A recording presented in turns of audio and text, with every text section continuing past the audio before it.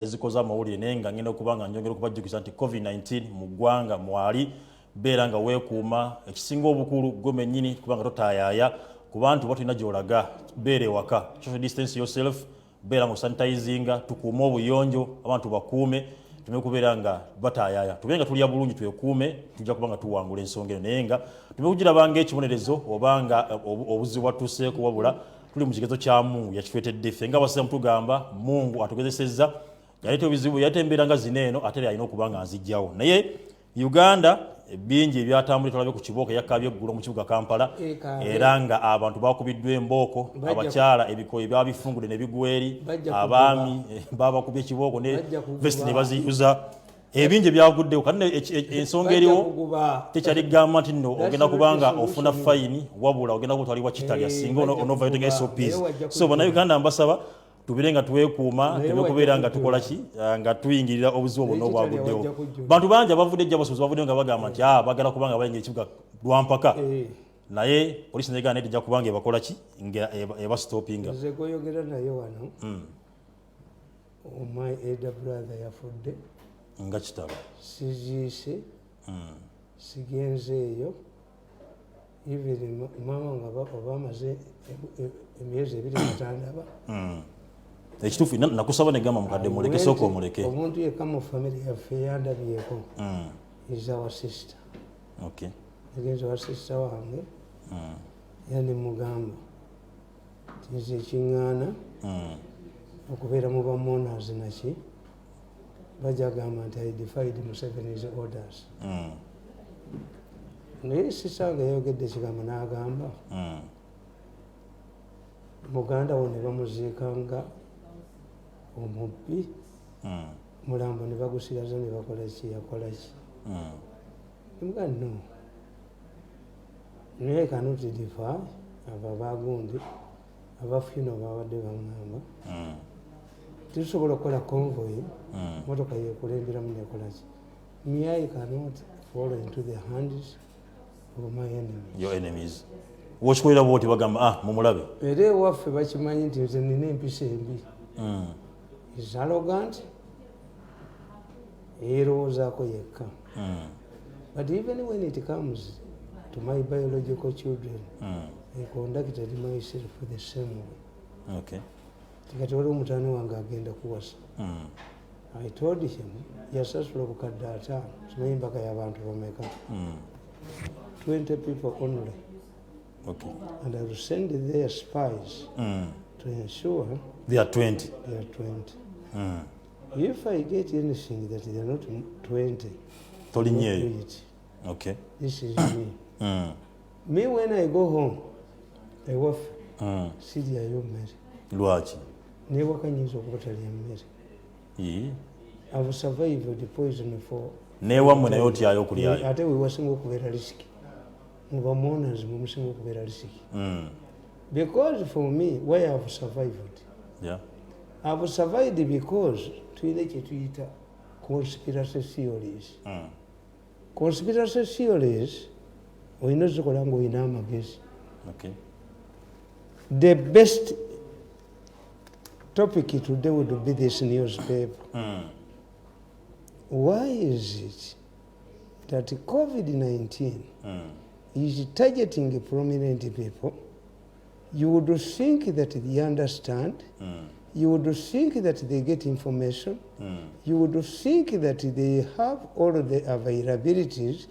They have the funds to hide in their houses, unlike peasants. And when you talk about Olanya, there are also 3 prominent people hiding who are in critical conditions.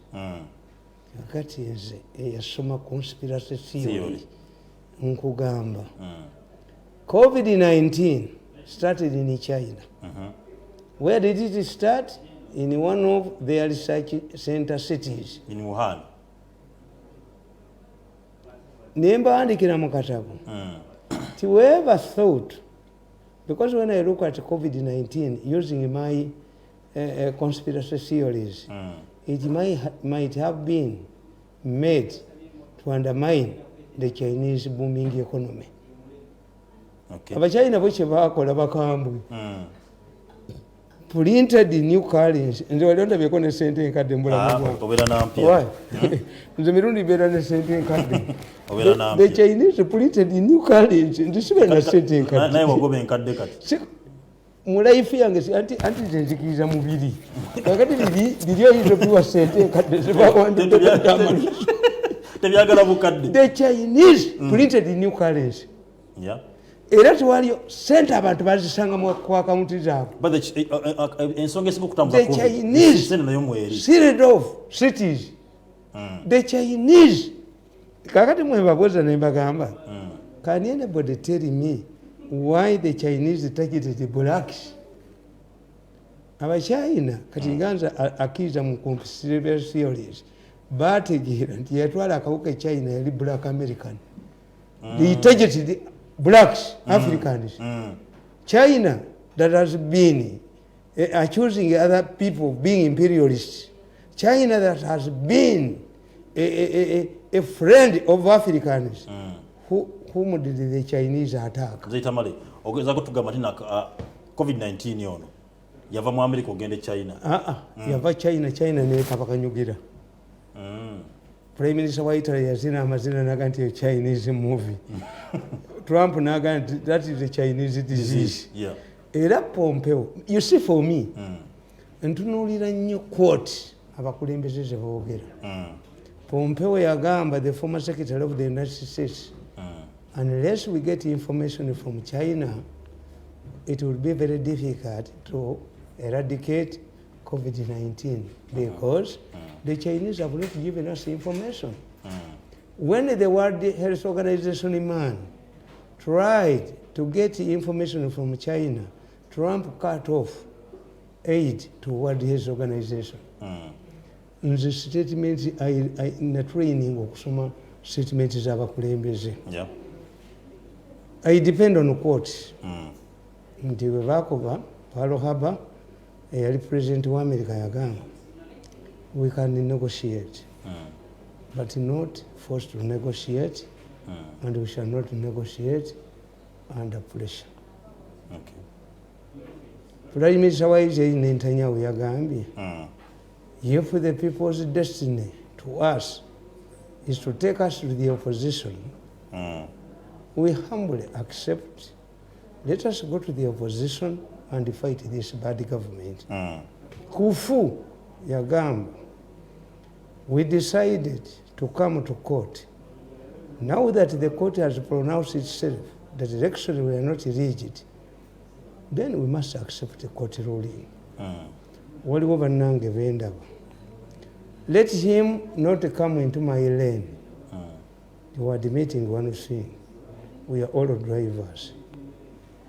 Okay. We are tipper because you are speeding at the same speed like I'm speeding. Unless it does not meander into my lane. Is a country lane. Nabalabye Joe. A way of giving me money. I will not allow this man to access his project. Okay. You said a rich mirundi is dangerous, but have you tested it? If a rich mirundi is a nuclear bomb, then a poor mirundi is a marijuana smoke. Byombizo byagala. Kakati nkubulya negamba. I look at this. My brother died. Ne ku kisaawe Entebbe badde bamuyita Tamale mirundi. Reya jaranga nti ojje abantu bakutegeere. Okay. Abalala bafudde baliwo. Abalala bafudde baliwo ku kisaawe Entebbe. Mukazi wange was targeted kubattanga abakazi. Yali amulwalinga into trap naye fortunately namugamba nti nvudde bweru nyinza okugulira emmotoka na biki. My wife, they drive the best. I have all the tribes of vehicles. Nsobola kuwasa nti ndi mukadde. I traced this man. I dismantled the group etta abakazi. Yeah. Organ ne balumbe mukazi wange. I dismantled. That's why they are in Hague. Next month, on the 3rd, you'll see people going to Hague. their chairperson has decided to fake sickness, babagala hege. Sekuddayo kuwulira mugundi ku Zoom. Attacking my family. Mutani wange bamukuba. Naye yamukuba. Yakuba abantu jjo nakuba amasasi. Okyamuwulirayo ate waffe nasabayo death penalty. Bajja baba mwaso omuntu. Kakati nze nkugamba. If President Museveni believes that the coronavirus is a health problem, it is not a health problem. You explain to me, these are people who make news. These are people who make news. In America, the same. When you look at the people who were the first people to be killed by coronavirus, it's the same. Musicians, artists. At one time, even the Queen was evacuated. Prince Henry, the Prime Minister of Britain, is just different from fear. Therefore, coronavirus cannot be approached from one angle. Me, I'm tempted to believe, as a student of conspiracy theories, tuyinza n'okubanga tuyinamu abantu abagemebwa edda nga bo tekabakwata naye nga bakatambuza. When I look into my phone, most of the people bembadde manya bali prominent are dead. How? Lumbe ekirumu olunonyamu abanene bokka abaana batuse n'okugamba nti kawuka k'abagagga andi asi kawuka k'abagagga naye waffe era kayi baatugamba nti abaava e Tanzania babaloga ekituufu. kakati tekyenkubulira, this is an international. My advice to government is simple. Government must send people to China. This is the only time we are sending people to China. We should take people to China for advisors. The only people that have defeated this virus without a cure are the Chinese. If you people think that we are very close to China, I think as a theorist, waliwo abalaga nti abange oba muli bakwano ba China nga tebayamba. Kubanga if we had moved to balokole in America, the balokole will bring drugs here. True. Somebody is telling you that these people, the Chinese, much as you rely on them, they are not reliable. They cannot save you from danger. Era bw'otunuulira G8 eyatudde, their struggle was on China, Biden and the group, how to neutralize China. Kakati, it seems where I was disappointed, Museveni kuganti hostage. Me I cannot support. Kubanga nkubuulira ne gamba nti Museveni akoze ebintu bingi nnyo nga si hostage. Museveni has defeated. Museveni wherever there was a rebellion in Teso. Today we are talking about a vice president from Teso. Museveni defeated a rebellion in northern Uganda. At one time, Kony was threatening to enter southern part at Kaluma. Museveni had taken convoys ez'amagye to escort. ADF was fighting in Kasese at one time. ADF captured Mpondo. This is when I saw Museveni with his AK-47. We had a rebellion in Teso. We had a rebellion in northern Uganda. We had a rebellion by ADF in Kasese. We also had a rebellion in Uganda. Not suppressing. But what is missing, the missing link is, at that time Museveni was not a hostage. This time around is a hostage. He's a hostage. Kakati, what we should do is to create a group. We must create a group to counter. Fortunately for me, Oyo Musenero. This time around, I challenge Musenero and have group to take me to the president. I will dismantle you. I will expose you to your bone marrows. My machines are intact. I have been recording meetings on how they share. One, you will see people printing exams. Two, you will see people demanding money to give relief. You will see people demanding money to buy masks.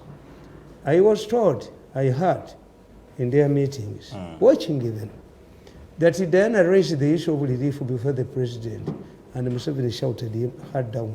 Is it true or not true? Kakati nkugamba nti how do we save Museveni from captivity? The Rukungiri group made it. What we have to do is to save Museveni from captivity. His so-called scientists are not scientists. Let them show us their profile. Yes. And for how long will Ugandans suffer? Nze kyenkubulira nkubulire ne gamba ti Museveni yamanya nti eriyo phase 2 eya COVID-19. He renewed my contract. Bagendayo ne bamugamba nti omusajja tumuliriunga contract n'abagamba I'm going to renew him for 10 years. Yakuwa 10 years. Museveni n'agoba Kalolo Okulutu. More than even is Kalolo Okulutu abadde tava ku Museveni before appointment of the chief. N'akwatako omuntu omu omujoze nnyo aneereegamu. Muganda nga Kalolo tokeereegamu n'amuteekako ewantu ejjoogo lyonna ne limugwamu omanya abagamba I will sabotage he. Sabotage me. Nze nkuba kati. Kati nze nkubattula paka lw'onakkiriza. Let us drive in some different lanes as you are talking. Kakati nkugamba nti do you believe Museveni ogenda okuneutralizing Diana n'achange kuba had already praised a change n'amuleetera Kawooya ne Muhanga eyo olowooza nti omukazi akyalinayo amaanyi. The only people can neutralize Diana kuba Diana tayinza mugoba dokita we. Diana tayinza mugoba lwaki taata we y'omu ku basajja abasatu lwakasiisi be yatta. Yes. Okay. Kakati Diana tayinza mugoba but has effectively neutralized Diana. Okay. Nti eri Omuhanga tumuyita wakuzannya Jeno Muhanga mwenda eyo family. Okay. Ontajja mushoutinga down. Hajati Kawooya. Ya. Simwangu. Ajja kuyola kana akakazi akafulumya eddirisa. Eyo ministry agikoze eki. Neutralizing. Najjajjayo Lumumba. I talked to Lumumba. Yamugamba nti Lumumba. Omanyi Lumumba sister wange. Okay. Yajja n'alaba ne maama wange. Era these days bw'ovuma abantu nga teyakomawo muwala wange kundaba. Waliwo n'egundi eyamuwonya okumwokya. That's why I'm not a tribalist. Lumumba is paka musoko va musambi. Kankunda is Munyankole. Okay. Eyayamba mama wange singa nalwiso yaliwo mama wange yali badde mufu. Ye yajja president mu meeting n'amugamba nti nalwiso yagaliza abantu okufa. Abaganda bomba manyabo. Kakati oli Muganda. Kakati nkugamba nti otafiiri n'amuteeka mu internal affairs. Ono omukazi yamugamba a clue. Museveni directed yakulo to arrest 2 people abali muleyo olw'okubba amasannyalaze olw'okubba sente z'amasannyalaze akulo n'agaana. Museveni abuuza are these idiots still breathing Ugandan air? Akulo yagaana omukwata kakati nkyakala akola agaane otafiira mukanyuge mu ddirisa otafiira genda weiti kakati nkugamba nti muhwezo olwatuddewo basasipekete abakatumba tebatandise bakwata omwomu. These are liberated areas. Kakati nze nkugamba nti Museveni yategeera. He knew Museveni lokusifa eno situation agimanyi yagitegeera n'agipulaningira. Kakati the situation we have eriemu nti bano mwe temunnategeera nti Yesu yazuukidde nti Diana takyalina maanyi. Prime Minister's office erimu ono mukazi Nabbanja n'abawulidde nga bagamba the issue is not being in government. The issue is maneuvering. Wamate mwakyogedde wamanchi kube ate nina ne video wamanchi kube bye mwayogedde. Kakati nze nkugamba kye tulina okukola kiri kimu. We should not glorify Musenero's committee. Musenero talina patent. Ndabawulidde nga bagamba have you talked to the doctor? Yes, the doctor is intelligent and he is ready to deal with us. Okitegedde Musenero ngenda kuba musenere wa musenero Mzee Tamale ngatuli ku nsonga ya covid yennyini tukyali ku nsonga ya covid because ndaba tukituddeka kadde kandi anti nkubuulidde kyekikulu ekiriwo that is ekituufu ekikulu ekiriwo kakati kankubuulire do you know nti akakiiko akaali kakulirwa Katongole kakuŋŋaanya ssente ne kagenda mu Toyota ne kanegotiatinga ne Toyota ne baba discount more than 200 vehicles are coming. Akakiiko ka Musenero kaagala gamba nti kekaziguze. Has anybody told you that the Katongole committee, the money got from donations, they went to Toyota, negotiated a discount, and the 200 vehicles are coming? Ne Museveni yinza kubanga takimanyi. Tewali bwekyayogeddwako. Yes. Kubanga mmwe mbagamba nti mmwe ekisibu ekibaliko nti bamafiya babalimba bamafiya beefuula ab'ekitalo nzisina wa kitalo gwenda bamu banga nga nagambye nti oyo alidduka mu Uganda bw'anaaba tanvuddeeko is up to him. Nze munwanye naye emyaka 8 amuwo hardened. If it is driving in different lanes who should leave the other? Go on tandika noyingirira njokuba nkufuumuleyo byonna byemukola mbimanyi. Kakati nkugamba nti bakatongole bagula emmotoka ekitegeeza bano bahamu Museveni kitagamba kubanga tulina kakati we are zeroing on what? President Museveni tazaawo mmere no relief. President Museveni tazaawo gondi but you know masks people have been buying them. That's what I told you. Nti Museveni undermined his early achievements by a total lockdown. Prime Minister yagambye bagenda kubayamba bana Uganda vulnerable poor bagenda kubawa sente mobile money. Anti kakati nkubuulira. Kani beta mtegera bwe bantu. Anti let me tell you. Nti ekyo nakyo kankibabuulire.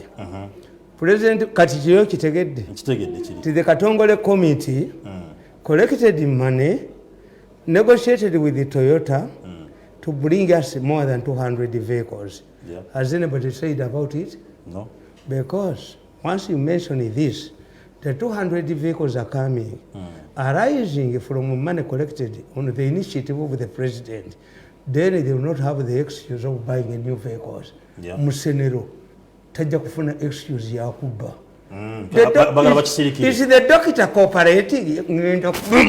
Musenero wali duse. Yavuze ku nsonga ya relief. Tuze ku nsonga ya relief. Relief teriyo. Prime yabadde yogera byanja. Museveni should not involve himself in relief. No. What should be done? Yesterday nabadde owaponye. Aponye nakugamba nti ebijanjalo bine babiwamu ettaka. Era aponye namugambye nti yampadde ssente. Naye aponye namugambye nti I'm happy that you recognize that I helped you. That's mirundi. Mirundi does not operate on money. If anybody goes to Aponye's place, mu biseera bino yalowooza nti agenda kujjayo ssente. I told you Aponye. Aponye I'm happy nti when I ring you respond. Others don't. Era bagambye nti ssente za gundi media zazidda mugende wa Nabbanja mumugambe mirundi mumuwenga 3 million pa program nga program ze zonna nga mumusuma meka temwakyogedde nti Nabbanja should give me 5 million 10 million per week mumusumye meka nedde mugenda kusuma meka mu why should you give me 10 million per week mumusumye meka basajja mu ngenda baku social media muduke mulabe ko bakubira wano ko batirawo wait akati nkugamba njatudde ku nsonga ya relief prime jamu ya plannings bagenda ku national IDs mu afuna ka sente ku mobile money. President Museveni yayita ba delegates ne bagenda ekololo nga mbabazi ye secretary general sente zaavaako oba Museveni yakwata sente endala. Have you forgotten that this is not the first time government use direct payments? But delegates bajje kololo ne bagamba gamba bazi secretary general nti sente ziremedde ku simu. And Museveni did not pursue the matter, yalagira sente endala. This is how it reaches people. ezo sente tezakolaki tezavaayo. One of the reasons I told Lumumba, nze abantu bagamba nti ntuula ne Museveni to discuss issues. No, manyi Museveni how he does. I worked with him for 14 years. I can predict Museveni's moves. Kubanga Museveni talimba, Museveni all of his gundi objectives and he looks far. Kakati Lumumba okubeera minister in Prime Minister's office, it disappointed her as Secretary General. But I told Lumumba, your experience for the first time under Lumumba is the best Secretary General Uganda has ever, government has ever had. Lumumba yugumulaba, the best Secretary General. The first Secretary General Yalika Konge, shortly fell out with the vote. The second Secretary General was Grace Ibingira, almost top of your vote. The third Secretary General of UPC was going to Felix Onama, connived with Amini to top of vote. The other Secretary General was Zimbabwe, almost removed Museveni. The Secretary General, there are two Secretary Generals who have never attempted to remove their leaders. Who is a Kirundi Musoga and this woman who is a Musoga. Lumumba. Basoga trusted. They are very trusted. And they are stubborn. They tell you the truth. They are like, not like a Baganda. Why? Why you mukuru mutide gwe mungambire? No. That's why people don't think that I'm Muganda when I'm real Muganda. But brought up by my father for a different purpose. Nti a Muganda like me, no Muganda could come here. Nga Muganda we yafudde gwaddako.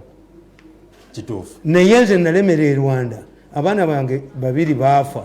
Nga president agenda kubeera ne press conference ekyanika. Ne banga nti abaana bo bafudde. Twajjanga embalala okukimawo sente banga nti your children are dead. Nagenda nenkavalinga president Habyarimana ne Museveni ekyanika. They are dead already. Okay. But we are alive. Should I be good? Kept there. That's why my family does not understand me. Tata wange yangamba nti ekitegeeza ne bwendi fana tojja kuziika ne mugaa nti ate bw'ofanga nina emirimu enkya era baziika bwe bakuziikirawo. That's why I don't attend burials for my Muslim relatives. Mwe muli bakambwe mumuziikirawo. Kakati nkugamba nti ekyakubya gundi Lumumba mujjukira nti Lumumba bamuwoganira nga kaka yabikoze waayiso ng'ono omukazi gwe bayita Mula ali mu State House ayagala bwa Secretary General ne bawuganira Lumumba had to people enambole lwaki Lumumba had put money on the account of the lower committees babino meaning abakubye Lumumba okutwaka sente ne zituuka kuba campaign managers bamukuba ne bamuwoganira. Whoever does good things, whoever wants to rectify Museveni's blocked system becomes a goon. Nature bagenda kimwe. Kanena bonyane yazze. Nga ajja kujja ba middleman. Naga muna Uganda kafusi direct. Omusajja yagambye oli amubulidde namugamba. But this people are entrenched. They can report it. It's not being entrenched. Yes. It's political maneuvering. Political maneuvering. Ajabakanga. It should be Museveni himself. Abantu abatawanya Museveni ba mu nyumba ye. I can repeat it 100 times. Abatawanya Museveni ba mu nyumba ye. Let Museveni put his house in order. Ni wanga ba family. Bebakanga abantu. Wanga meeting yagituze ya family. Ebite yavamu ka. Ono teyamatira. Ademu yokubi. Okubanze. Gwo okubeera sijja kuwanika obugulu. Mzee Tamale. Osanya nango omukongozi sijja kubatula. Mukamba buli. Abasajja bayina all of the money available.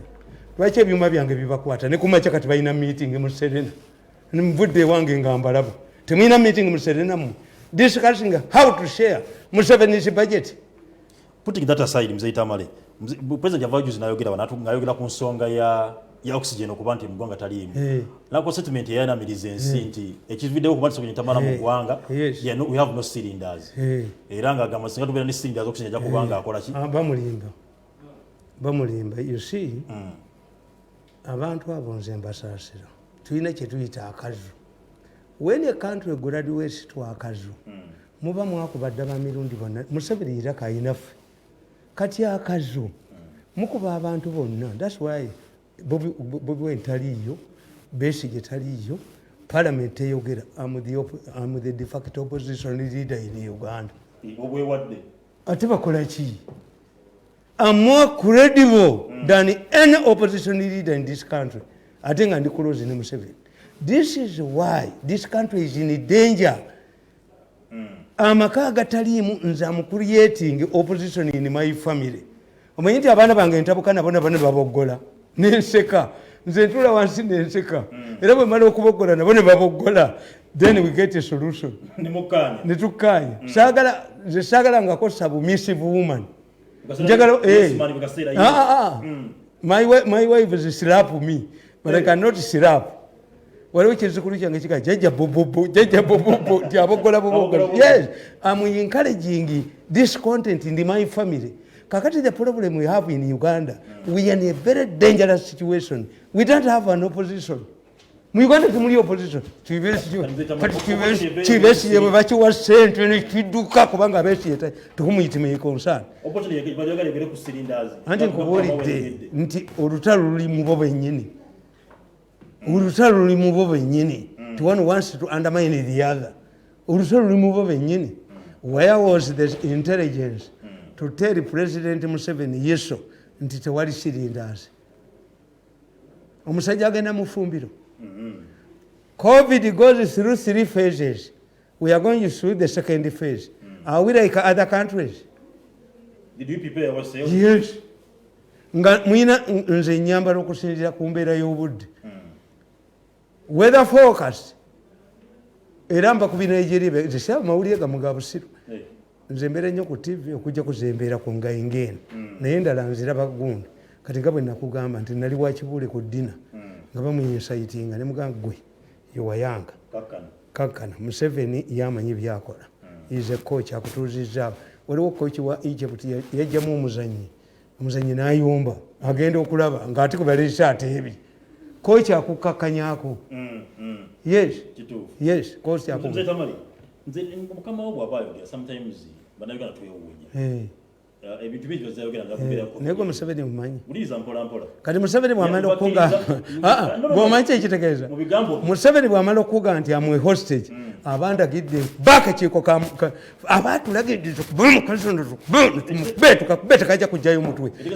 Bwe walabyeko mawulire nga bakulagako the CV of Musenyeri Committee. Okumanya Museveni musajja mugezi mwetemutegeera. Museveni yali adefendizeeko omuntu nga akoze ekintu. Museveni respects the military. Museveni bw'aba alina omujaasi gwateekako ennyota very humble. Naye omanyi kye yakoze? Oyadda alaga Lusoke yagambye is a general but he is in a suit because he is a diplomat. Mwe temwakitegedde. He has trust in this man. This man made a mistake. Why? Lusaka made a mistake. Museveni wants to say the military has taken over Isirolo bebalwanira ensi. How can a general come in civilians? Chovola bife ku gundi bwe baba tuyinvetinga ku mikolo tumanya gundi ataya. Ono Lusoke teyategedde nti ekikulu Museveni yajje obwesige mu civilians ba Kalolo. Wants the military to be seen to take a charge.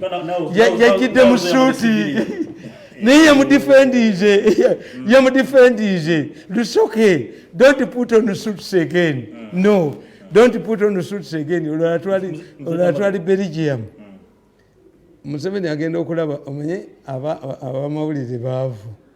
Kati babawanga sente bakuwa sente mu State House every year eza winter clothes. Kati bazirya ne bazirya bambi poor pay. President agenda okulaba omusajja nga yambadde esaati mu winter. I don't want to be accompanied by shabby people. What happened? Namuga lwaki gwe toyina ngoye za winter? Museveni is a humble man, very humble. I like him. Namuga sente siziyina yabalagira bamugulire ki? Engoye za winter. Sente yali aziridde. Sente za winter yali akoze kyekyo kyeyakoledde ono. Next time General Lusoke come dressed in military attire, because the president wants, in my opinion, to tell the public that they have shifted from civilians, their Kalolo Kurutos, to soldiers. Kakati, abajasi mu nsi yonna, you go to Pakistan, the economy belongs to the army. You go to Thailand, the economy belongs to Gund. You go to the United States, all of these soldiers, the former commanders, the former generals, go to security companies. They have absorbed the security. It's only here. tebakizwa kuba nti bataaya mu ggwanga kuba isi avudde ebweru anti nkubuulidde akiza okuba nti ataayaya ensonga y'okubira abasuubuzi baali basaba babere nga bagenda baggulire bagyemu akasente kabe baleka bizimbe byasiringiddwa babisiiri anti ye president bwetuli embejo tulimu olwaleero to me muzee Tamale wulizo tulina embejo tulimu twetegese kimala anti nkugamba tulina ICU ziri mu 2 nkugamba ezo figure amaze emyaka mwatwetekera covid I want to tell you bano bayagadde kubba ssente and if you look at the figures I've told you nti for me I'm suspecting a foreign power why Bobi Wine was brought by CIA abantu bafa bali mu America mzee tabasigana allegations wangamba abantu be bambulira reka CIA mugambye nze nina gondi conspiracy theories no wangamba abawa be bambulira so CIA what happened in the USA immediate after COVID was discovered in USA prominent people died. If you picked a newspaper from US at that time ono byatugamba n'abanene ono bafa yes kakati nze sibaga nti kyekyo ekyokubiri nenkugamba nti Museveni yatulekedde tukuba omukazi ono nze omukazi ngenda muwemula my machines are on you madam I know all of the meetings I know all of the deals you are discussing somebody went and met a very powerful person in this country you will go on a lot of money allocated to education nze byenambi yina but if because somebody said that let us drive in different lanes. Let us drive in different lanes, Your Excellency. Let us drive in different lanes. Now here, lane you're driving it if you don't adjust the speed. I'm telling you. What should we do? Yes. One, we should dissolve the Musenero Committee. Tujiwe. Why? The Musenero Committee, Museveni believes that this is a healthy committee. Yeah. What's the difference between Kalolo Committee and the Musenero Committee? Waliwo omusajja bwe twali tusoma psychology yatugamba nti abasibe baafuna omusajja omukulu w'amakomero omupya. Kakati omukulu w'amakomero omupya bwe yajja n'ababuuza nti mulyaki? Nti tulya amenvu 3 ku makya n'amagi 3 tulya amagi 3 ku makya n'amenvu 3 tetulya kyaggulo. Kakati ono omusajja omupya n'abagamba mulya amenvu 3 ku makya ku ekyemisana mulya amagi 4 ekyeggulo. The prisoners thought that there was a change. What this person, the new commander, the man who took over the prison, what he said was to divide. You are just dividing the meal. Yes. When you remove Kalolo Kulutu and you replace her with a Gund, what do we get? Musenero. Have you changed anything? You are dividing what was existing into 2 so that prisoners can have lunch and supper. A fundamental shift would be to give this man the general socket, all of the powers. Okay. Dissolve this Musenero. We don't need Musenero. Musenero comes for public awareness. Museveni had already achieved the public awareness. Yesterday, I moved through different places for my research. Other people hire me for research. You see, if that excellence, His Excellence, who thinks that when I'm driving in his lane, he will make me a pauper. I would be dressed like this. I have a very large family. I told you that I talked to Saleh in 7 years, just recently. Okay. Never flocking our Saleh. Saleh knew him. I knew him in the bush, 1983. yejje waffe n'agira ki I have my way of surviving. I protect my head. A virgin cannot become a virgin twice. Okay. Never. Kakati nze n'ebintu ebyenkola natunuulidde nga tewakyali ayambala masiki. Ate mwadugambye tuddeewo wakati masiki twambala zaaki. Kakati Museveni's political awareness campaign has died because people were observing these measures as a safeguard against a total lockdown. Kakati Museveni bwajjawo lockdown ate singa omusajja agamba omukazi nti ngenda kuwa hijja, omukazi natandika okusaala. Kakati omusajja agenda okujja ng'ate omukazi atamidde walaki addamu okusaala kubanga okusaala kubadde kumuyamba kukolaki. But Mr. Tamale, essence yo kwambala mask yakuba nti ogenda mu crowded places naye muzigadde katuli waka watuzambala musenero nja kuba musenero lwaki muyinako videos, muyinako recordings, muyinako buli kintu kyonna. Let any of those arrogant people take me to the president. I will demolish you.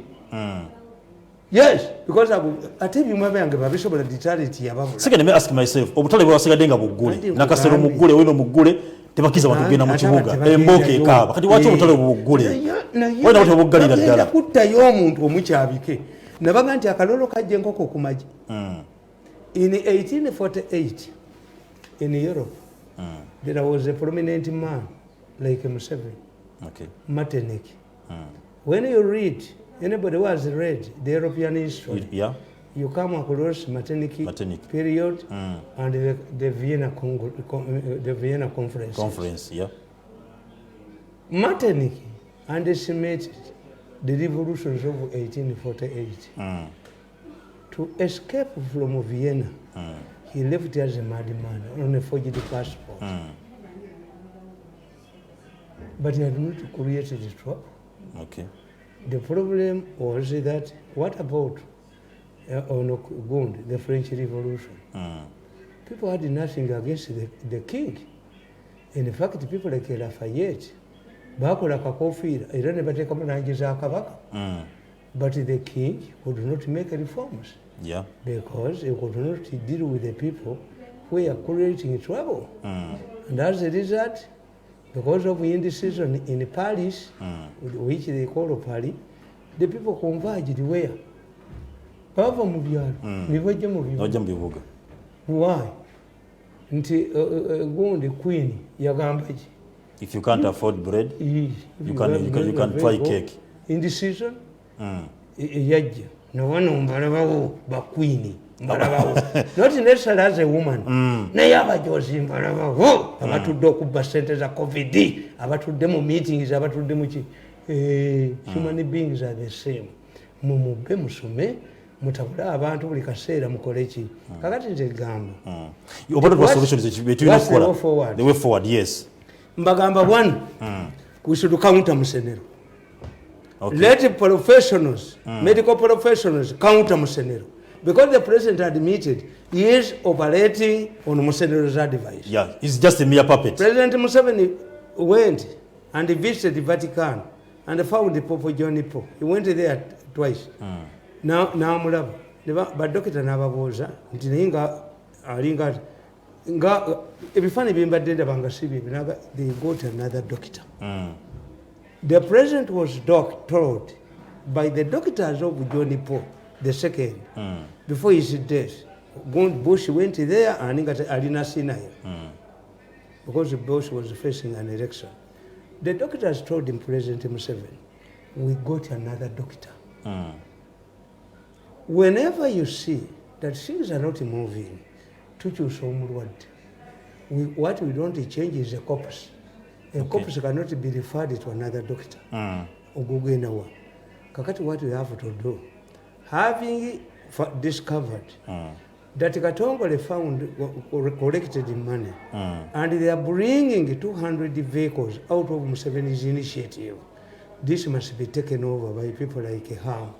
Ab'MTN abaaki bonna kubanga luli tubadde tetwogera success ya initiative yani ya Museveni. You can continue with the Katongole and enlarge is committee.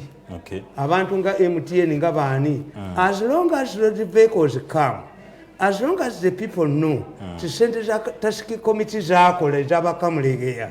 Kati what you have to do, kubanga sente za mirundi echi. Ebiri. Now you know how mafias operate. Any money that comes out of parliament must be audited by the Auditor General. Yeah. But Museveni's initiative is audited by Museveni. That's why MPs of opposition wali bagamba ne fund ene gendo kubanti yewe abantu prime minister yalese ite mu parliament ene kuyite bagamba ite mu parliament ebe audited. This is anti nakibagamba scholarships za state house where I benefited yabana bange basomebwe nzo kubinjogamu let it be abuse of office na yabana bange bonna basomera ku state house atenga siri mu hafu ba nagenda Scotland ngomwana nga graduating oirolo ne energy abazungu ne bambuza nganze mutuka pa alimu abasigadde bonna bana babagaga ayo rich man in Africa konzo gwali abatude wanu waliwo omwavu state house cut off Museveni tutuze ku solution kugambi solution yeso esoka ya kuresolvinga let us dissolve committee ya Museveni. Yes. If Museveni wants Musenero's committee, there must be other doctors because Musenero does not have any medical journal to Bamanyi Musenero. Okay. Number two. Museveni should take harm. Ere yatoko kuleta milioni 10 bakaloba ite bachogedde. Kati if the public knows, gets information, nti Katongole sente ya kunganya yagula vehicle ebikumi za Toyota. Go to Toyota and find out whether it is true. Okay. If it is true, nti Museveni's initiative yavamu Toyota ebikumi bimeka kakati the Katongole committee must remain and put it more members. Okay. BMTN bani. This is the time to reward Ugandans. Muzeta mwegera ku hamu, mwegera ku hamu yava na idea. Hamu yaina project yalagala okubanti. Uliriza mpola muzeta mali. Aina yo kubanti yongera value ku agricultural products. Lwaki hamu project babela nga government em supportinga. Nabanga solo kubanti ateka we mmere, nabanga kamfela ngebe bya relief. Museveni ngebe bya relief. Nabanga solo kugabira abantu mmere. Kugamba era relief agents agina. Neche nkugamba. Nti Museveni is losing one point. People believe nti akachiko his initiative did not bear fruits. Museveni's initiative under Katongole bore fruits. But tetuzira bakoti let Musenero go. Let General Rusoke take effective control over the task force. Okay. COVID-19 is no longer a health problem. All of us we know. Tuchimanyi. Abachaganye buganye. So take away Musenero's committee. Okay. That one Musenero, I can expose Musenero to the let the president call me with the Musenero Mumukbire. Omakurunga wanike. Alidamo kweba kanebe miezi emyaka mukaga ejidya. Amukbie muabiza. Kakati nkugamba. The Katongole committee should come back. That is number 2. Katongole committee should come back. Erage nti yagula said initiative ya Museveni twagikola twagifunamu. 2, we must prepare to defend ekya Museveni okuwa abantu sente bajazikwatiyako ku account. Ene gundi manyi babba bazibbako bazisumako. Okimanyi tubajja kuba sente bagenda kubeza eginte ezage basende ku simu gundi namba zibagenda kikolebwe kitya cyane kikolebwe kitya ayitefa abagezi oyo gundi weyabiwadde ayitenzo mugezi mbabakubire kubanga kibaddewo. One of the reasons why Lumumba was being fought is to change ekyambabazi esente zabulira kuki ku mobile money ku simu. Mobile money. Kakati today bagenda kugamba sente tezatuuse bogeze bukedayogeze nga bakogera fa n'olukongolo wakolo kalinga enfudu eyimiridde bujja kuba mawulire gabogana. Kakati Museveni alowooze we must have a strong team. That's why I'm telling you nti we must have a strong team of politicians. COVID is not only a disease. In fact, medics don't need what the medics need is equipment. Yeah. Bambale bigandula tebetaga sente ne materials. those who have known, if there is anybody, atanda manya syrup ya Museveni, what I call the Museveni syrup, uyu mujemu. Ngabe nakugamba nti Jahannama nkalu. Kakati nakugamba nenkugamba. Nti abeeru kungiri group. Mayombo yali asazeewo. Besigye bamutwale mu court maaso. Bamudemoting to captain, bamudeploying e Congo. Ne baleeta Lukungiri group to counter Mayombo.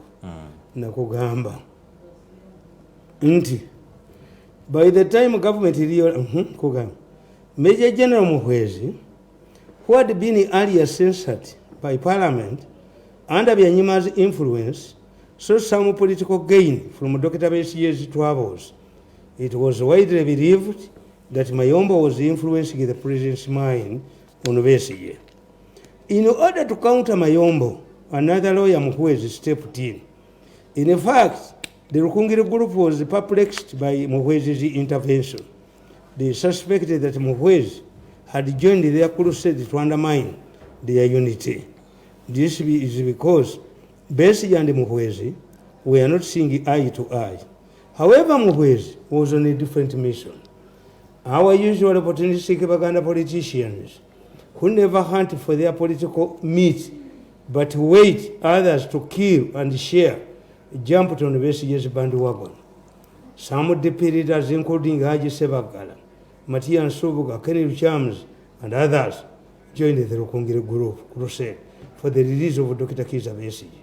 They organized several demonstrations in Kampala to pressurize Museveni to release Dr. Besigye unconditionally. It was General Muhwezi who convinced the president to retire Besigye. The president and the Rukungiri group agreed as follows: that Dr. Besigye apologizes for his conduct, be retired from the army, organize a party to welcome him into civilian life, and thank the president for pardoning him. The president was requested to preside over the party. However, he was to participate in the entire soccer match with President Kagame. Haji Moses Chigongo was assigned to represent the president at the Rukungiri function. As Chigongo was preparing to go, the information emerged that Besigye was going to use the party to declare his candidature for the presidency. Chigongo was on his way to Rukungiri. He drove back to Kampala. Uchitegera? Yes, sir. Abe Rukungiri kye baakola. Nakatabo nakawandiika ati nkasome. Biri emeka? 2011. Yes. Omwezi gwa May. This is, we want, Uganda is now like the Rukungiri group who wanted to save Besigye. Yeah. We also want to fight COVID-19. What we should do is to create a team to counter. To counter. Counteringa Musenero. Musenero njakuba nkwabye ne bwenjagala gwe katumye kulondoa mazi tukomeo ntekeka akatambi wano katudde ntekeka akatambi wano adduke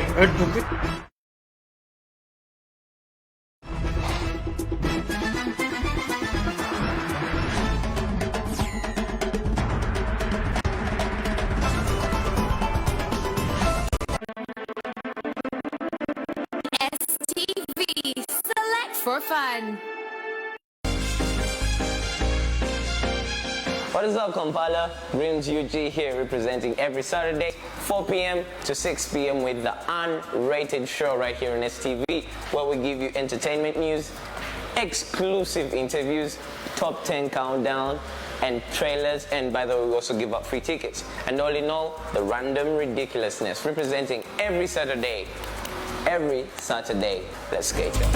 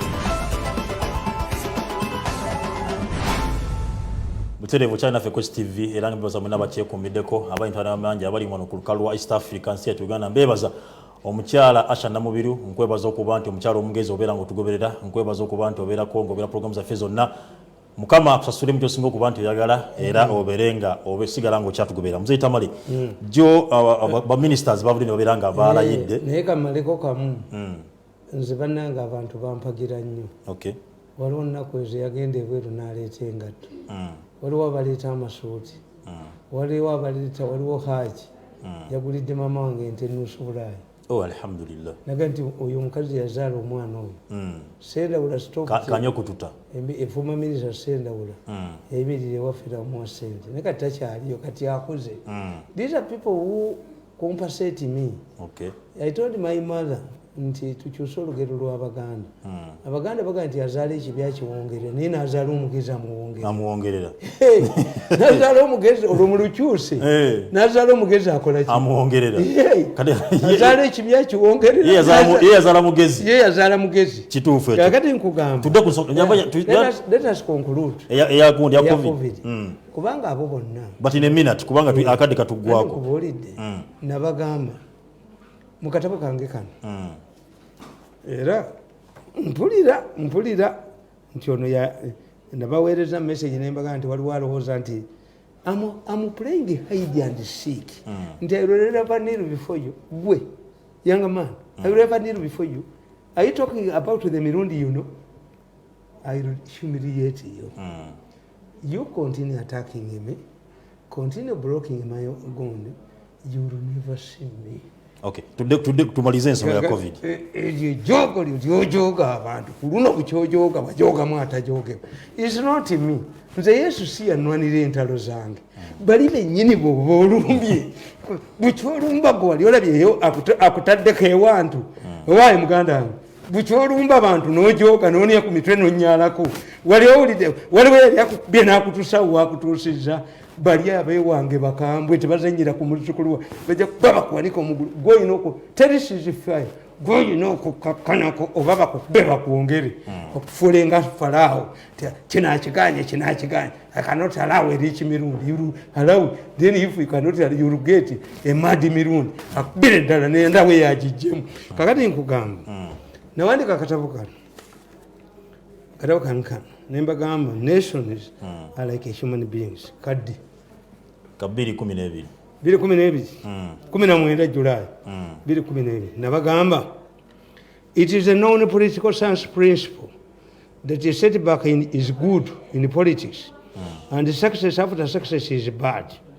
When you suffer a setback you go back and ponder over it leading to a solution.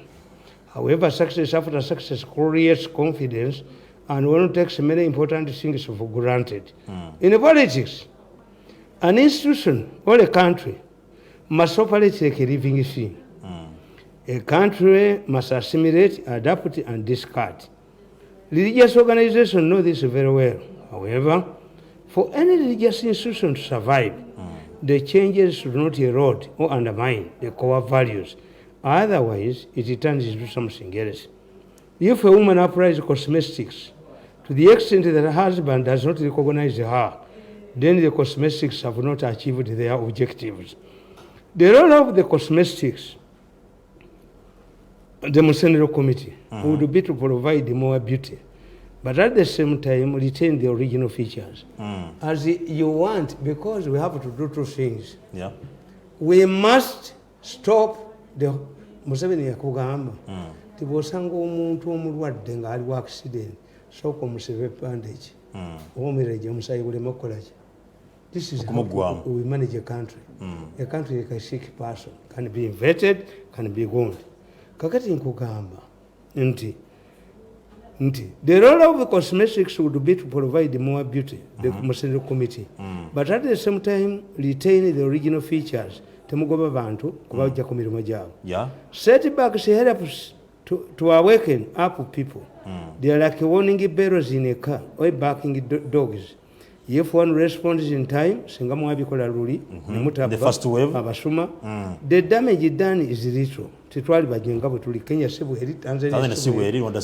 Yes. However, if the country rejects or ignores the warning bells baffe ababoogeramu we are lucky tewali opposition mu Uganda.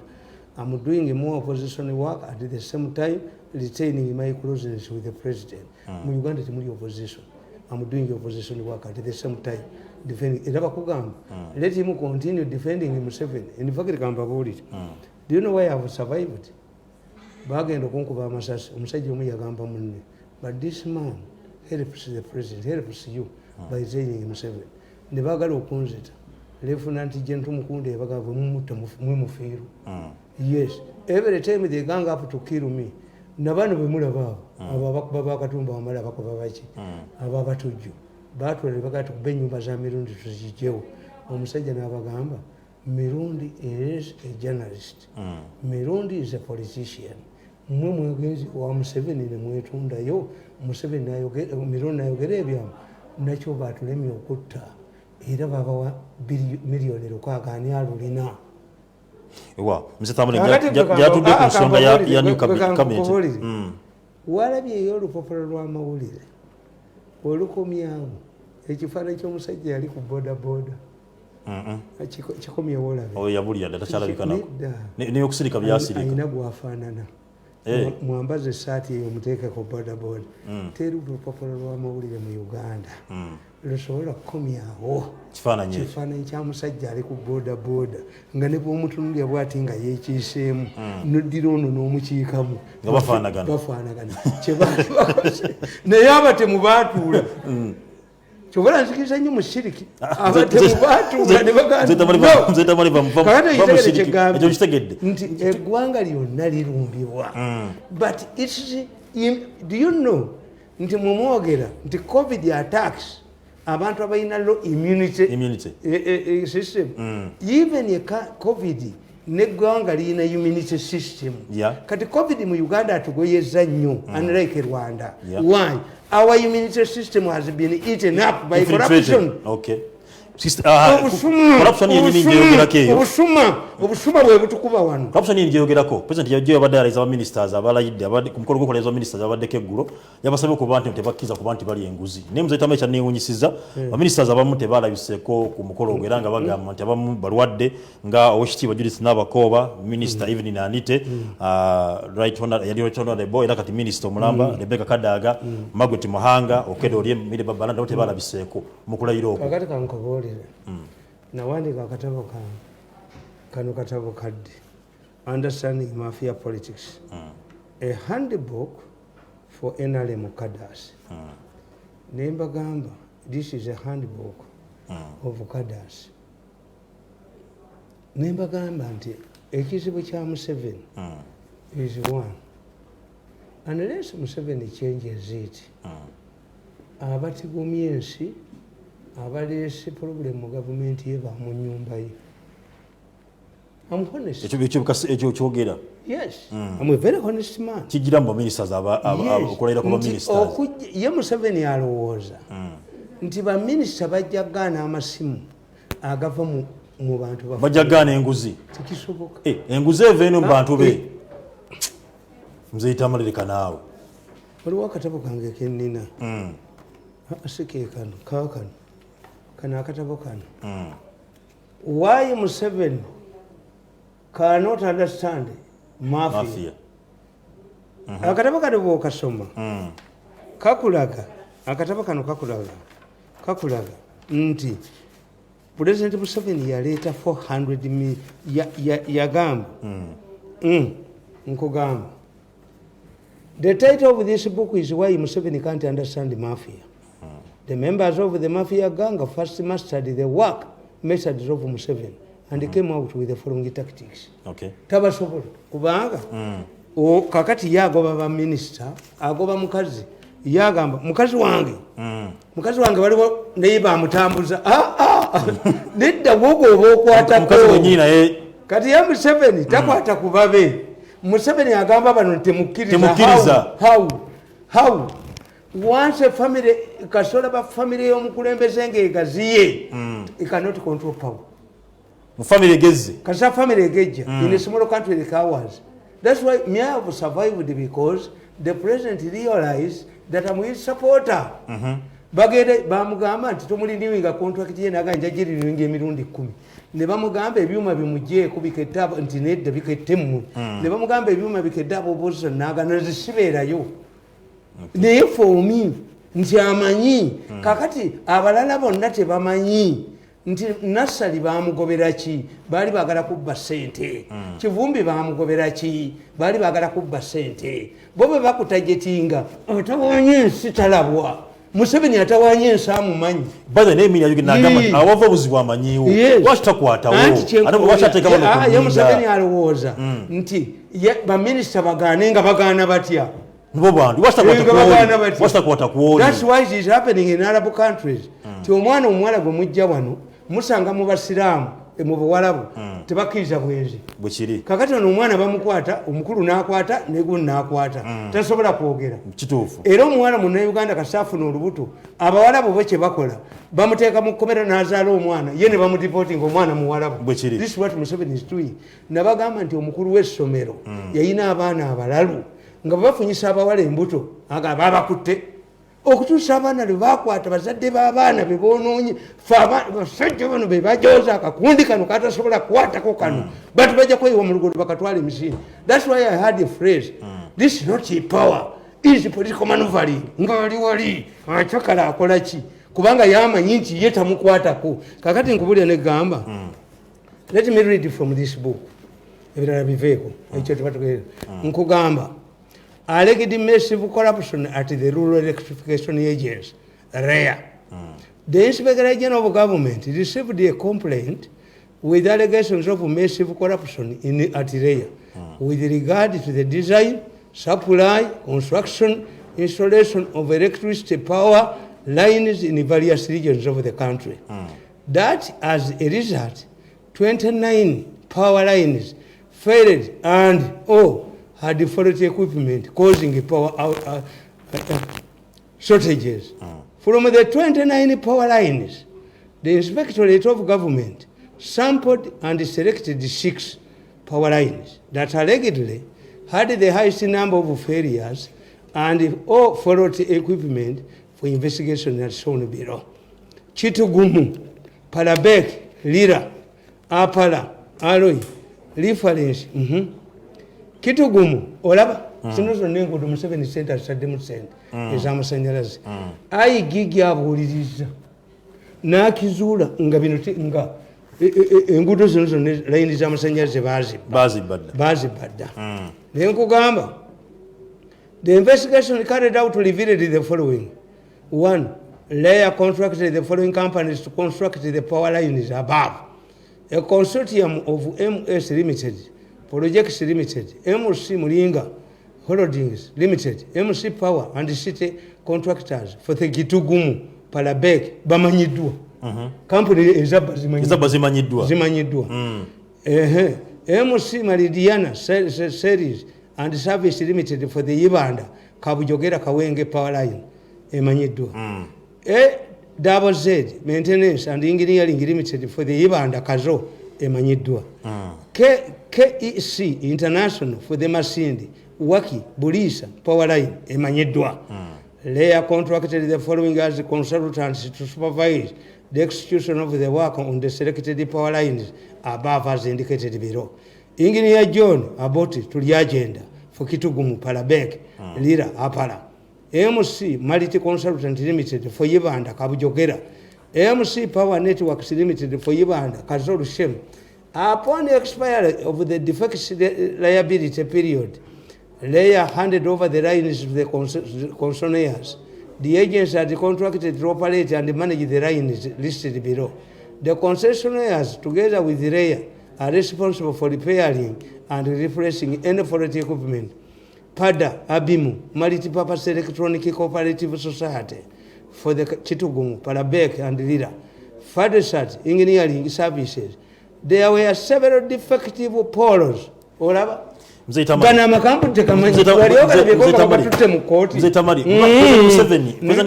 Museveni aleme kulimba kugamba baminisita bajja Museveni akwate ekinyusa amanyi wekiri Mzee Tamale. President Museveni yemwe nyini. Abaganda bayimba ekibobbo kiri mu nyumba. Ebwazizi kiri mu nyumba. Ekibobbo kiri mu nyumba. Ebwazizi kiri mu nyumba. Ekibobbo kiri mu nyumba. Ebwazizi kiri mu nyumba. Ekibobbo kiri mu nyumba. Ebwazizi kiri mu nyumba. Ekibobbo kiri mu nyumba. Mzee Tamale. Museveni ali mu kubonyabonya abaana babo. President mwenye nyini. Yagamba. Promoting. Museveni yagamba. Mbobagani. Baba kube mawuli babonone. President mwenye na promoting enguze okubanga. Nawulidde bagamba. Naye Kabusenga kye walikoze. Ne kuli bye mwali leseserera kubajja kubona abonanyi. Omusajja yagamba. I went to Uganda Investment Authority and found out that there is a big project that requires $17 billion shillings. I looked for Kabusenga. Kabusenga said, no, I'm not interested. In fact, I cannot invest such money in a project here printing. Yeah. Kumanga abantu bali ku social media. What about me who wrote these books? Social media enjoy kisangako? No. No. You see, interface is still important. Nagandi Kabusenga yagambye is planning to make a TV station. Naye buchojoga abantu mulenzi gwe. Wankuba ngona nerega mu driving ku different lanes. You are not driving with me in your way. Bali abakukuba we bali okujja ko nga gowanise emikono nze omulimo gwange kuteekayo mwenge na mmwanyi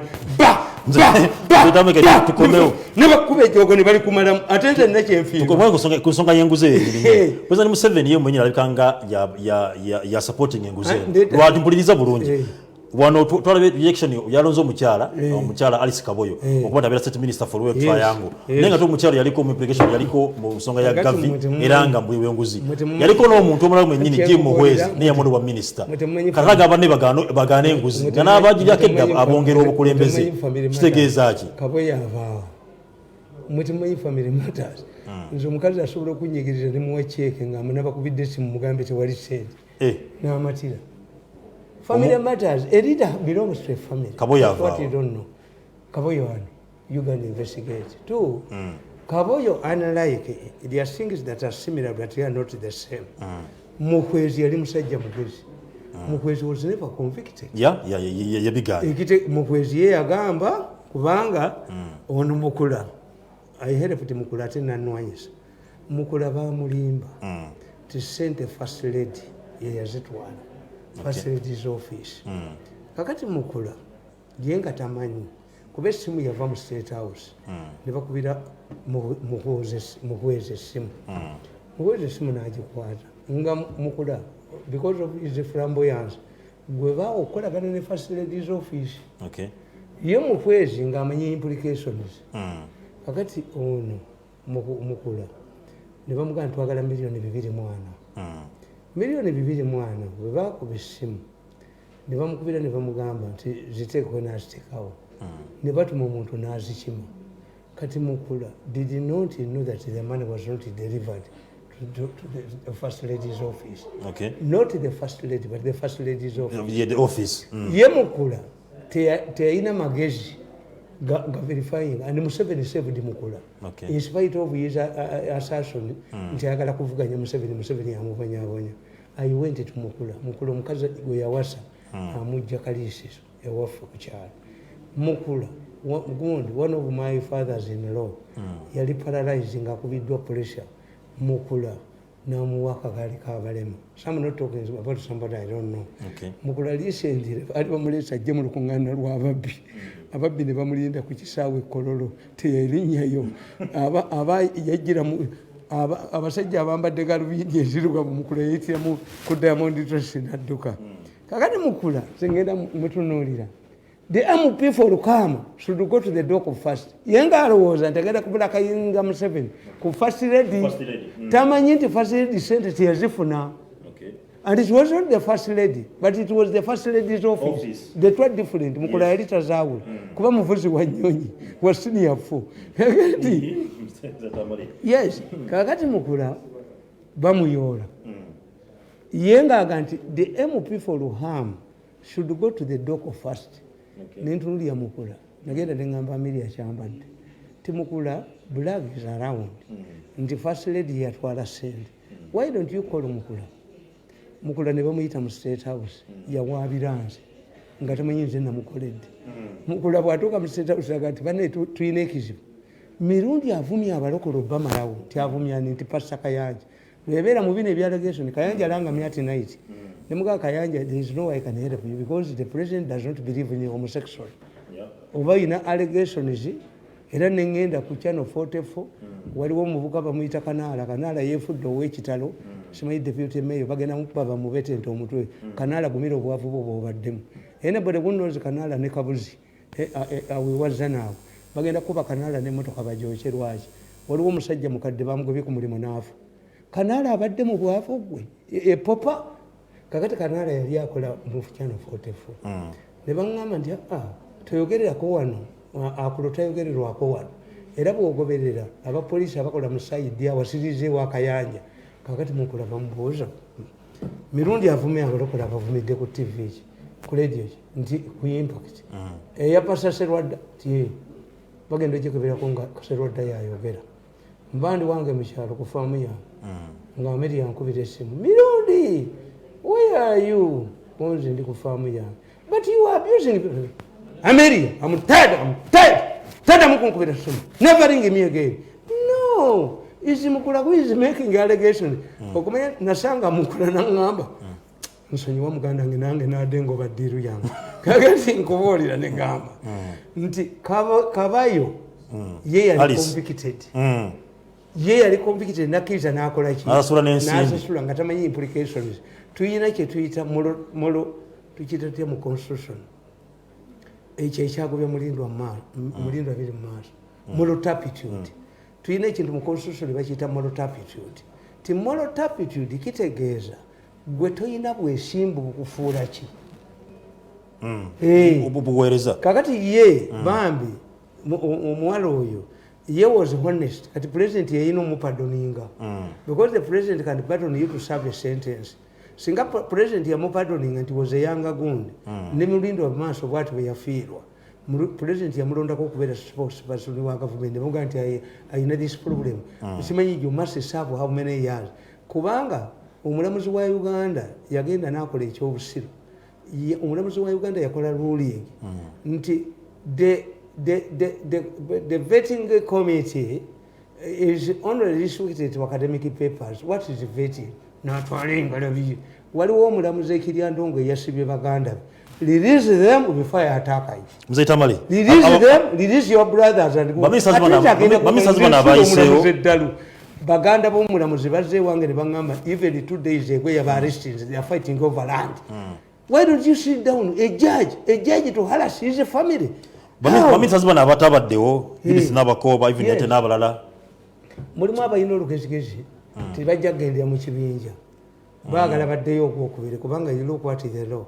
If I don't appear in the first bunch, does it mean that I will never be a minister? First of all has been approved. Gund is taking the oath is a ceremonial gund. Yes. Nalabino oli gwe babadde yabadde talayidde na Bible bawe n'agimulaga ekyo kikutegeeza nti bwe tuba tuli mu politics yete muli. But when you go to court and you don't swear by the Bible or Quran, then the evidence, the judge evaluates the evidence. Kakati abantu babimanyi. Yes. Nti okulayira mu linnya lya Katonda. Fe Abaganda tugamba ladde okunkubira mu kitooke kya gonja. Mubeera mu kitooke kya gonja. Abaganda tuyina egundi omukago emwanyi bagiteekako omusayi ne mwesala ne mugimira tibolya muwa omukago olukwe ogundi. All of these are rituals. Those who have taken rituals have killed the people. That's why I tell you, the constitution is a piece of paper. A constitution is a marriage ring. Empeta tekwata mukazi kuwenda n'omusajja temweripako. Is a marriage ring. It requires people who respect.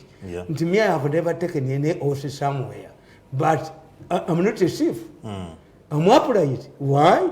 Nti tell muntu yenna. Anybody who tells this young man that I'm playing hide and see that I look for you. Nze Tamale. Waliwo ensonga hardened. In fact ayipiteyo.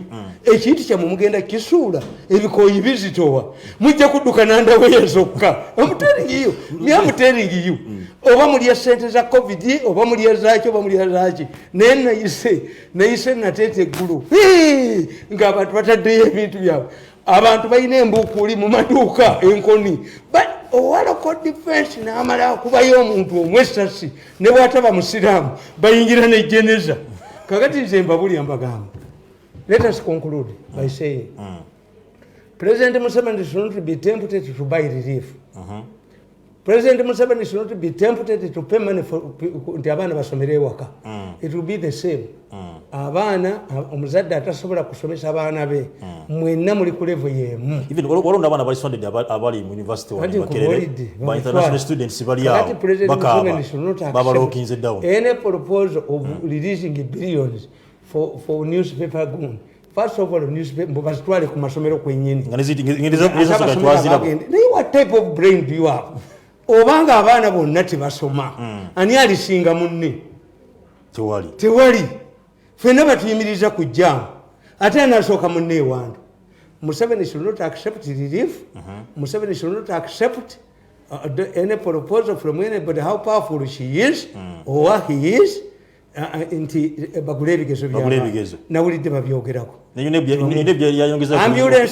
Museveni should not accept ambulance to ferry people from the rural areas. No. Buli district efune etaski facility esobola okuba nti abamaje but taking over. Museveni should acquire.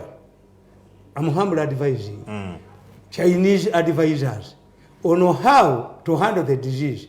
In my opinion, when I look at this, nga ne brother nga afudde nemba tunulira, we might be fighting a biological war with the powerful power. Nga gwe mutwala yenna yafa. There is also a proposal, Your Excellency, to hire empty space bubateekemu abantu. Gondi ajjudde. No. Let the army take over. Let us liberalize. Kubanga tulina ebintu bisatu. All of the money should be channeled to three things, Your Excellency. And I know you watch it. There is a task force investigating what even I say. One, to know the problem of oxygen. Yeah.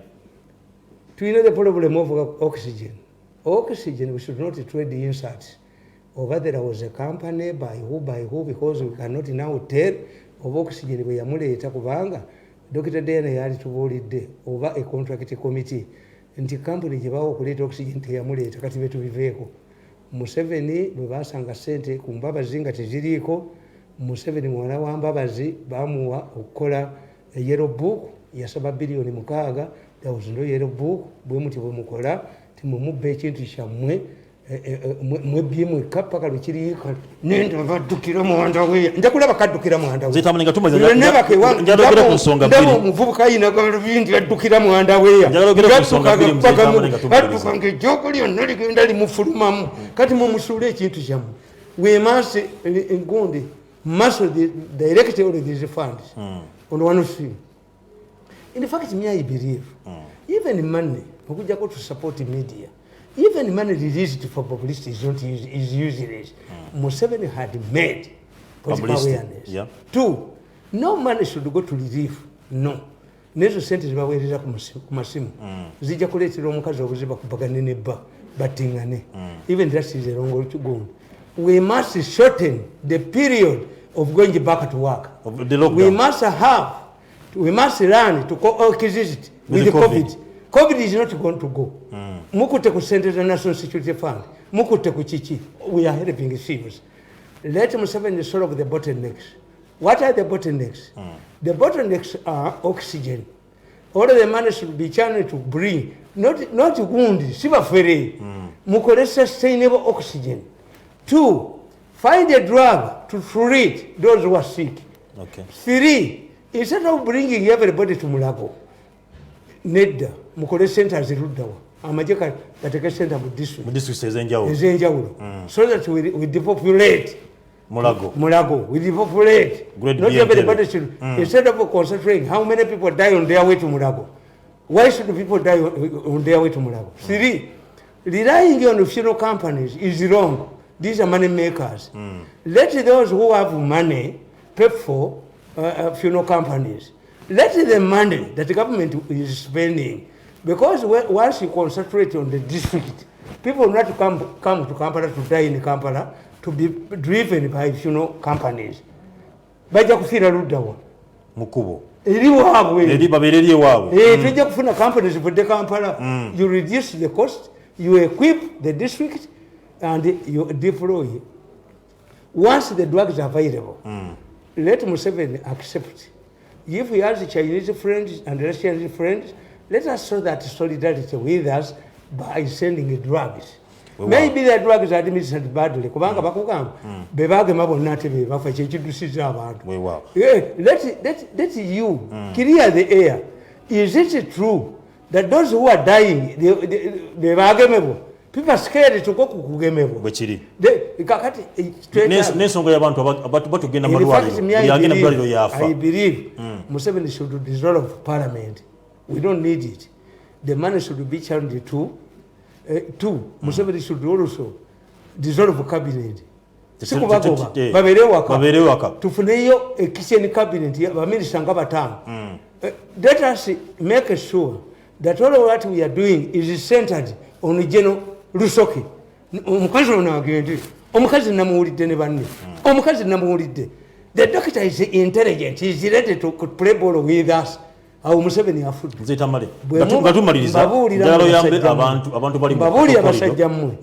This must be the last time to play around with the COVID. Abantu bakoye okubazanyisa. People get information. What you are doing here is not in Kenya, is not in Rwanda, is not in Chi. Abantu batokekisa ne bakowa. Mujja kulaba abantu owala ko defense akubeyo omuntu omu.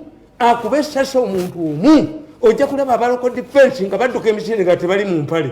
Nga buli abantu balina emiteyimbwa, balina enkoni. Abantu balina enkoni mu maduuka gaabwe. Those who are working, mubaleke bakole. Ekibuga mwakiwambye. It could be a trick to chase away people. But you cannot chase away Uganda. Kuba Kampala is not a capital city. Kampala Bazikamu, Kampala is a village. So therefore, the 42 days can even be reduced by doing what? Provide oxygen, get real researchers to find out what type of COVID do we have that is concentrated on high profile people. Yeah. Is it the normal one? Why? Why is it concentrating on Gun? Nabagamba ku tear gas, Nemagan Tinjaburu ku tear gas. Tear gas helps Bobby Wine. Where Bobby Wine okuve Chivoga, Mitiana, Muvende, Tebaku tear gas. Tear gas Bam Kubanga want to Museveni Wine over Wagizi, and Waga Wenarium Magwe. Era, Babenarium, powerful people from Benarium. Baraka Wine in Tebam tear gas. Masaka bamulemiza mukubo bali mekuba tear gas bo bayitemu. What the president did, yampeteza aba senior army officers nemba analyzing the tear gas. I'm ready to analyze with anybody. Somebody must explain why this has concentrated on high profile people. Where do they meet? What do you get? You pressurize government, or whoever does this wants to send a message. Kakati chovola nti bakafudde kawuka kabaki kabanene. Yes, that's why I'm scared. I move with my hammer. I move ekyokubiri nabagambye nti mukyuse ne 6 style. Mukyuse 6 style. This is called missionary style, where the missionary is directed officially married couples in the church to face each other, because a Muganda woman wabayanyeze, it faces the wall akuba kimugongo. Kakati akawuka kano kayinza okubanga mukajja mu style of sex, enyindo zammwe ziba zisangana mwekiisinga mukola mutya. Kakati mukyuseeyo nga tumaliriza goma ino ekyo president asobola muleke okuteeka engalo mu mpompogoma. Olubimbiru. Very good mass communication. Waliwo ensonga etambula mu ggwanga. Waliwo ensonga etambula mu ggwanga mu Kato corridor. Abantu baludde mu karantini w'ebisolo. Kalusu afuuse kalusu ne gavumenti yeesirikidde. Era nga ensonga ekuseza abantu bangi. Abalayinga ku bulunzi, amata gayibwa. Kalusu bamukozesa. Sekikuba yakugamba nti bagenda ekiro ente ne bazijjayo tisirawo prices. Naye wamwenyini ne mubbayo mafia Mr. Bright wa Mirama ensonga eno agikozeeko ki Bright wa Mirama gyali batadde Frank tumwebaze ensonga ya Kalusu abantu basigadde Frank tumwebaze under the total control of Salim Sali omumpatigamu tajja buli yansonga mu olugalo yenna Frank tumwebaze talina matanta agenda wansi wa total control of Salim Sali aye mukama ogulumizibwe katonda weggulu buli yasonga mu olugalo kabusenga ayagala kukola TV yankuba kuli byeyokana akagongo kakalinga enfudu eyimiridde teri agenda kunsonga mu lugalo wano nampangula ndi mukongo Kalusu nkugambye nti Kalusu izeke COVID bagikozesa nabo bukozesa yes buuza abalunzi b'ente ente bazikimayo ekiro at low prices. They're selling themselves. But business yabo. Yes. Bali ya sente ku Kalusu ne bagana obutale sekikuba yabagamba. Nti you people ntaddebo akatale erw'emiyaga. Ntaddemu ente za Kalusu. Sekikuba yali abagamba you people bring veterinary doctors to examine my cows omwana wadde. This is a tactic.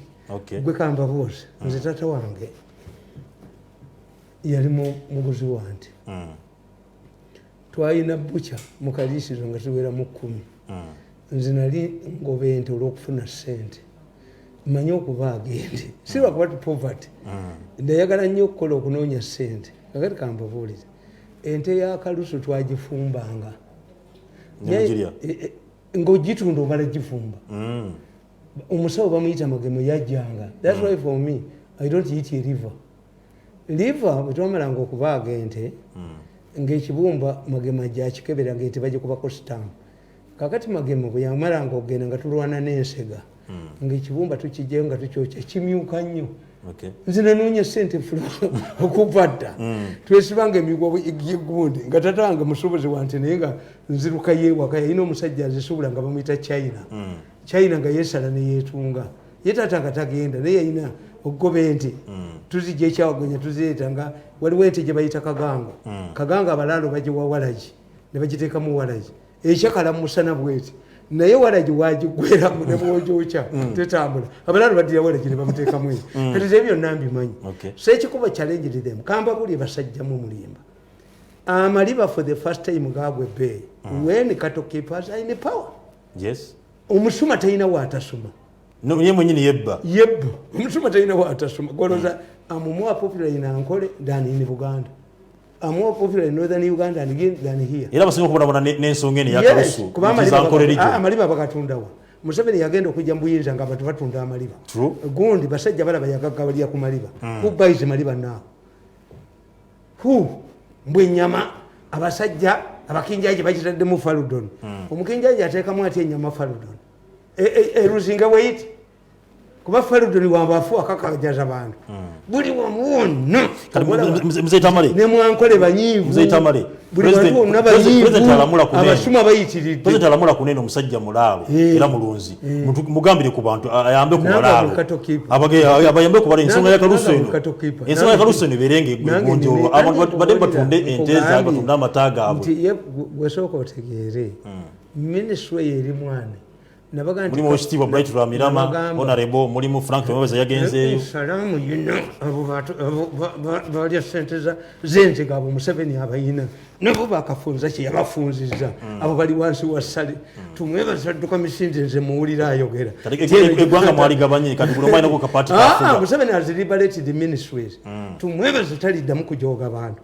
lweyajjako pologulaamu zange kye yafuna noona neereegamu we should drive in different lane abajja okukuba ojja bawulira muli abako mu state house gwe basigenda kubamberekereza empuuta ne bagibba ne batta abavubi ne babba empuuta bo bokka be balina okufuna ssente. This is a mafia gang naye mafiya eno enyize buli muntu yenna esigadde Museveni bwavaawo nga tavudde wina n'otale mana nebaga nti muyinda abasajja bano bamafiya mbalaba nga batudde naye balaba obujozi bwonna obuvuka ne butuula nga bulinga obugamba ti Uganda bwagiteeka mu mpale yaayo fe tulimbwa bubaga nti zaabo abaana bayinza okutuula awaka ne baga nti mirundi tumutte tugabane ebintu naye ng'abeekyalo babeewere waliwo gwe beepikira bwali bakampalaebiriwe bimusanze mu Kampala n'akafunere erikopita kudduka oyo gwe beepikira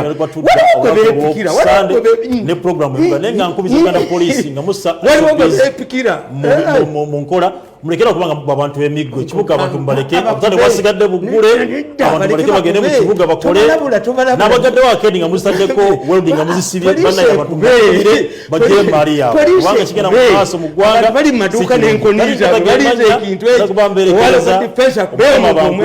assalamu alaikum warahmatullahi wabarakatuh ejjogolero lijjo bagwa mu mutwe